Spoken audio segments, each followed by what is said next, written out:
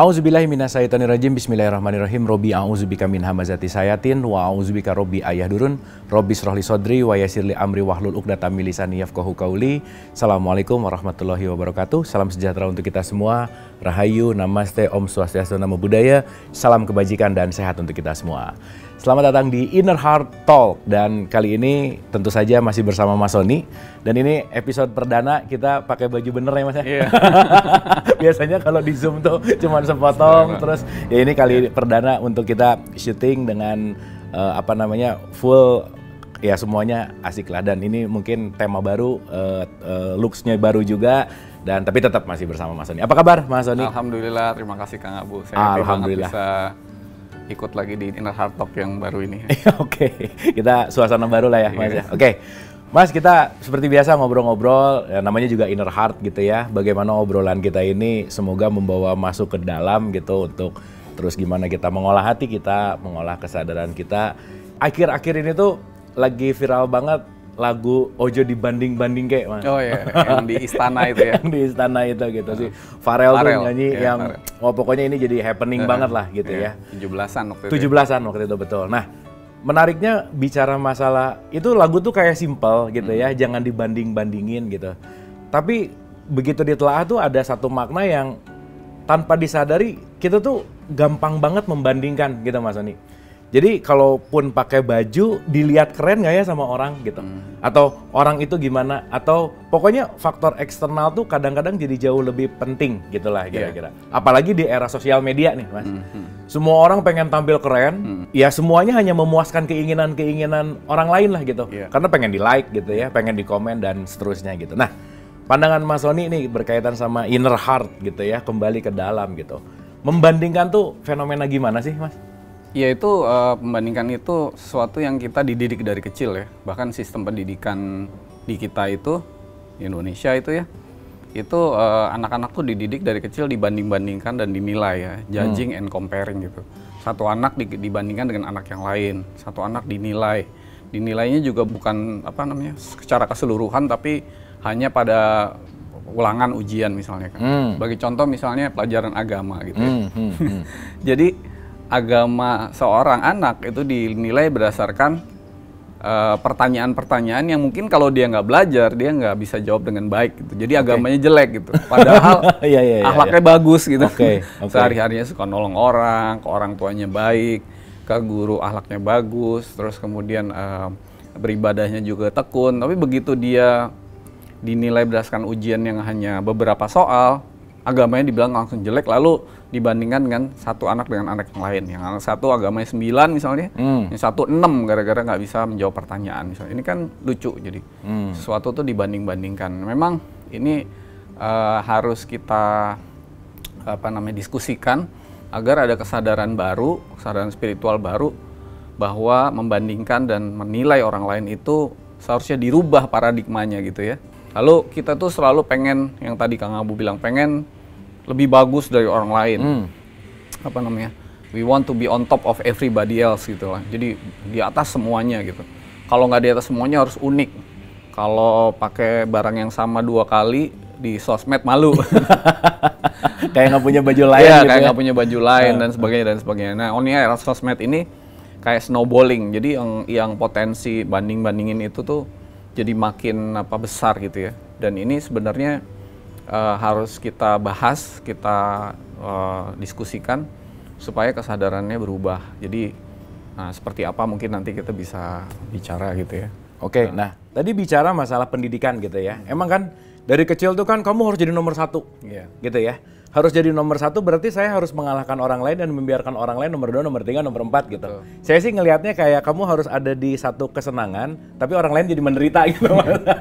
Ya, quotes and quotes gitu ya. Dan itu menarik jadi sistem pendidikan gitu. Nah, berkaitan sama kita tuh kelihatan banget pengen keren di sosial media gitu misalkan.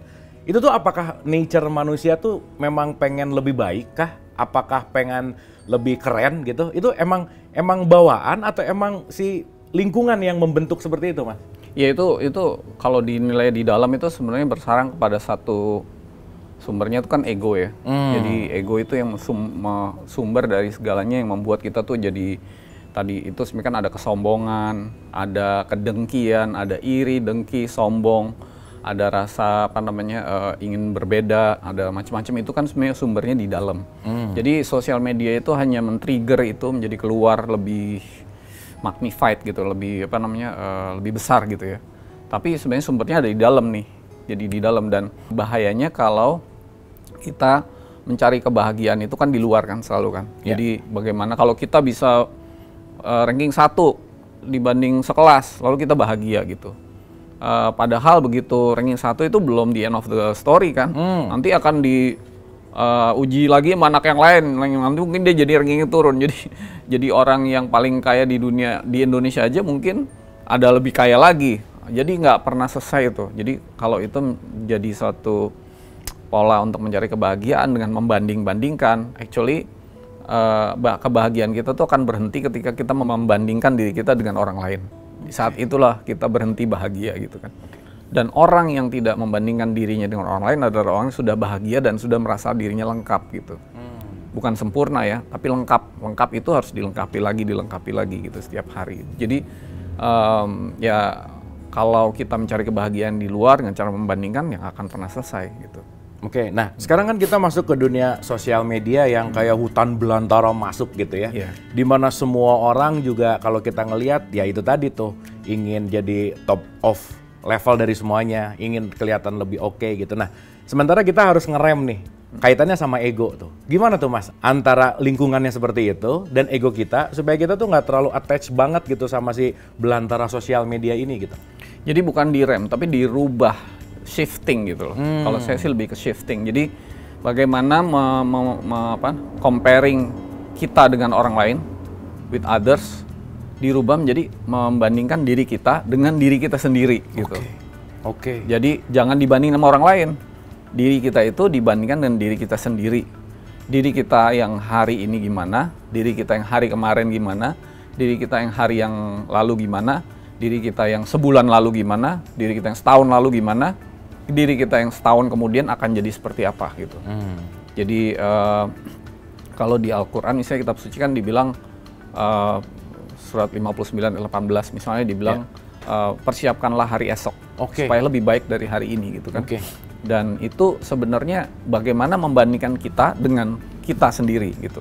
Dan setiap hari itu harus lebih baik gitu kan. Lebih baik itu, nah kita diskusikan bahwa kita nggak usah pedulikan kita dengan orang lain, tapi kita bagaimana memperbaiki diri sendiri, membandingkan kita dengan kita yang lalu-lalu dan yang akan datang. Apakah turun apa naik gitu. Karena hidup ini kan bukan pertandingan, bukan perlombaan, ya kan, tapi perjalanan. Perjalanan itu harus keep moving, maju ke depan. Jangan mundur. Tapi kita tidak sedang berlomba sama orang lain. Ini bukan pertandingan maraton atau sprint gitu ya. Jadi jangan dibandingin sama orang lain, tapi dengan diri kita sendiri. Ada kata-kata misalnya, kalau kamu ingin maju, lihatlah ke atas gitu kan. Kalau kamu ingin bersyukur, lihatlah ke bawah. Saya kok kurang setuju gitu. Ya itu common banget ya. Kalau pengen maju lihat ke depan atas, gitu ya. Terus kalau pengen maju lihat yang lebih bersyukur lebih ke bawah. Dalam tanda petik lebih rendah lah gitu ya. Kenapa tuh Mas? Ya karena kalau ingin maju lihat ke atas, akhirnya kita tuh nggak akan pernah bahagia hidupnya. Padahal tujuan kita hidup tuh apa sih? Ya kan bahagia kan. Kalau kita ingin bersyukur lihat ke bawah, maka kita itu menjadikan orang yang di bawah itu jadi alasan kita untuk bersyukur. Padahal bersyukur itu sebenarnya harus nggak perlu ada alasan kan, bersyukur aja gitu loh, nggak perlu bilang wah ini orang saya bersyukur lebih kaya dibandingin orang lain misalnya. Ngapain menjadikan orang lain alasan? Dan itu sebenarnya jangan-jangan itu bersyukur dalam bingkai kesombongan misalnya gitu kan. Jadi kayak ngehina gitu. Ya kan suka gini ya, kamu tuh syukur lihat tuh tetangga gitu ya. Jadi kayak justru malah dalam tanda petik kayak merendahkan gitu ya. Makanya bersyukur tuh ada bersyukur dalam keadaan bahagia, bersyukur dalam keadaan sedih, susah gitu, ada bersyukur untuk diri kita sendiri, ada juga bersyukur misalnya hanya mendapatkan kasih sayang Allah gitu kan. Nah, jadi nggak ada hubungannya dengan orang lain sebenarnya. Kita bersyukur aja. Dan kita membandingkan diri kita dengan diri kita sendiri. Karena yang namanya hidup perjalanan dan kita punya teman perjalanan yang setia gitu. Jadi hidup bukan orang lain loh. Bukan orang lain ya. Tapi siapa? Diri sendiri.